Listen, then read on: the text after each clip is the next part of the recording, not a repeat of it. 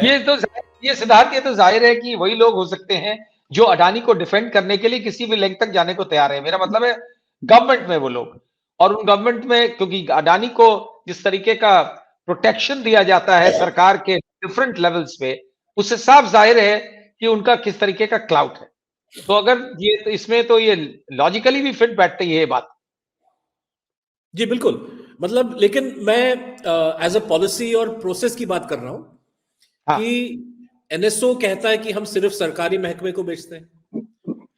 अच्छा, भारत सरकार हाँ भी नहीं बोलती, ना भी नहीं बोलती, तो इसलिए भारत सरकार इस चीज को एक्सेप्ट भी नहीं करता कि हम पेगासस यूज कर रहे हैं, लेकिन डिनाई भी नहीं करता है।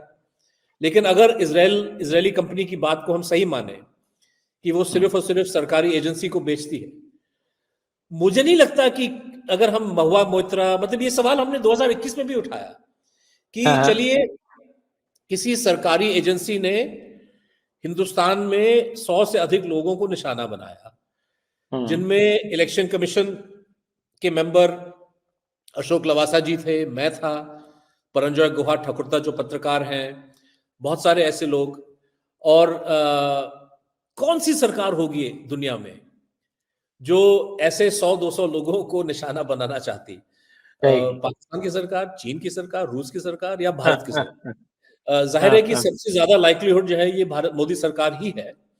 और अब तो खैर कुछ इंपोर्ट एक्सपोर्ट डेटा भी ओसीसीआरपी छाप चुका है कुछ महीने पहले, जहां पे उन्होंने इंटेलिजेंस ब्यूरो के नाम पे कुछ सर्वर्स, कुछ कंप्यूटर इक्विपमेंट जो खास तौर पे पेगासस से जुड़ा हुआ माना जाता है, उसका जो है इंपोर्ट एक्सपोर्ट डेटा के विश्लेषण के बाद वो काफी सर्टेनिटी के साथ कह रहे हैं कि भाई एक सरकारी महकमे ने जरूर पेगासस को खरीदा होगा हिंदुस्तान में। हम चाहते हैं कि आज भी, चलिए सुप्रीम कोर्ट ने उस टेक्निकल कमेटी के रिपोर्ट को ठंडे बक्से में डाल दिया और एक तरह से उस दिशा में दोबारा जाना नहीं चाहती, लेकिन जब सबूत पेश आ रहा है आगे कि भाई सरकार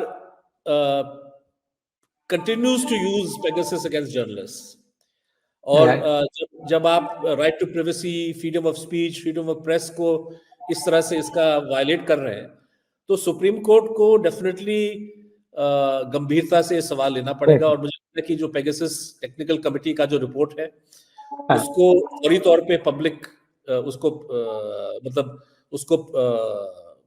पब्लिक किया जाए, ताकि पब्लिक देखे कि भाई क्या उसमें पाया गया, और जो उसमें खामी थी, जहां पे एक कमेटी ने खुद बोला कि सरकार ने हमारे साथ कोऑपरेट नहीं किया।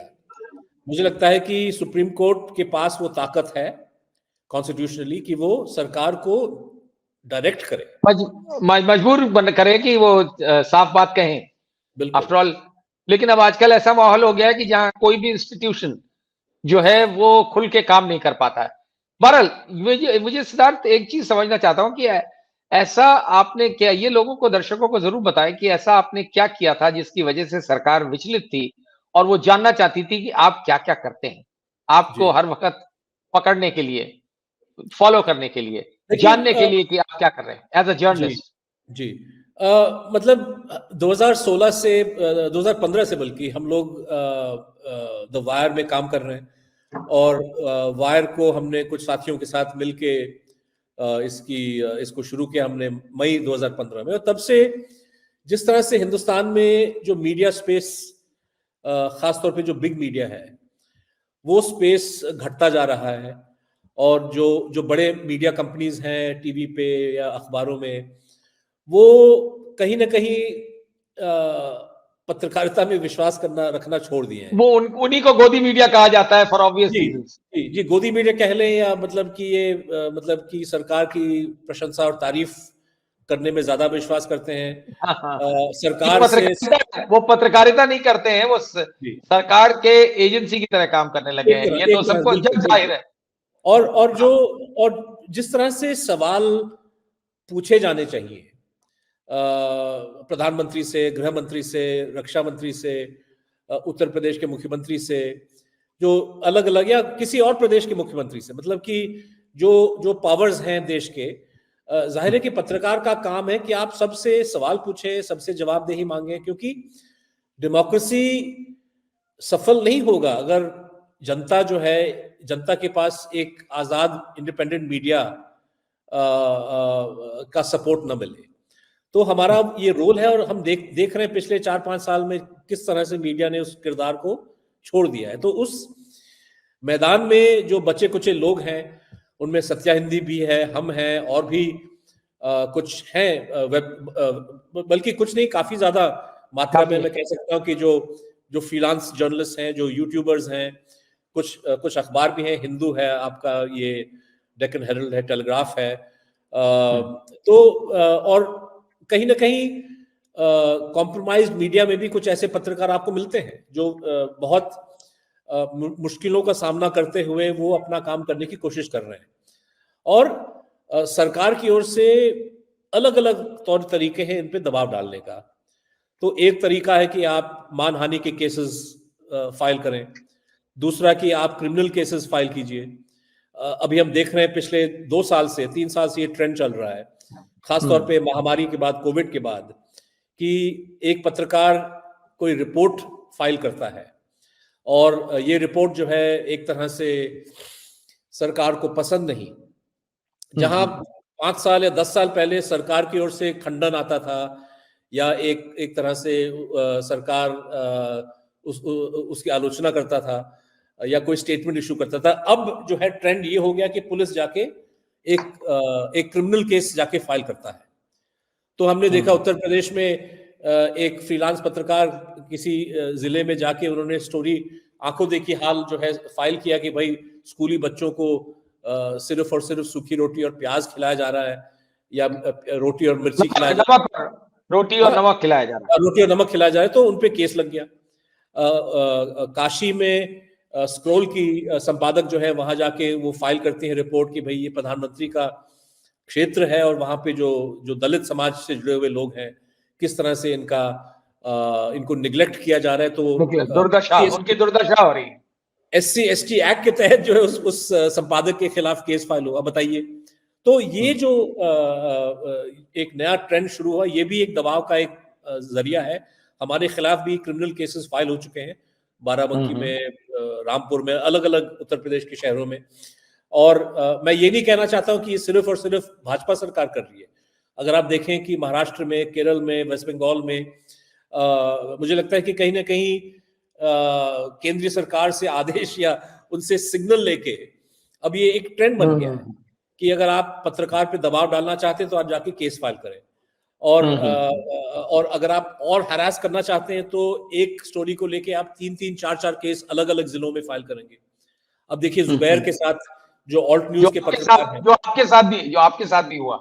जी, हमारे साथ हुआ है, और जुबैर के साथ, मतलब कि जुबैर तो जिस तरह से इन्होंने निशाना बनाया कि एक केस एक के बाद एक जो है केस फाइल करते गए, तो ये भी एक तरीका है। इसके अलावा सरकार अब ये IT रूल्स और नए कानून बना रही है जिससे डिजिटल मीडिया पे दबाव डाला जाए।